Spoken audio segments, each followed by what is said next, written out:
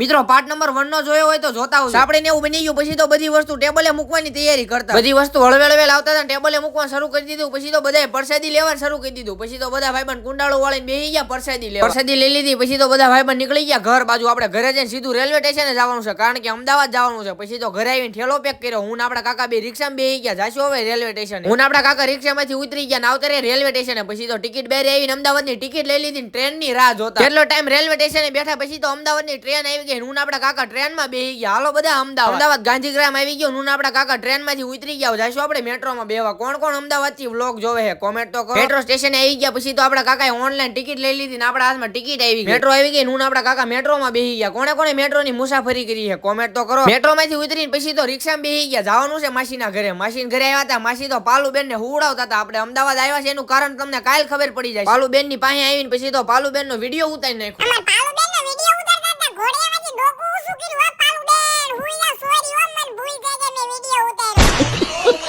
પછી તો હું આપડા કાકા બે જમવા બેહી ગયા. આપડા પાલુબેન તો પાઉં ખાતા હતા. તમે બધા ફોલો તો કરી નાખો.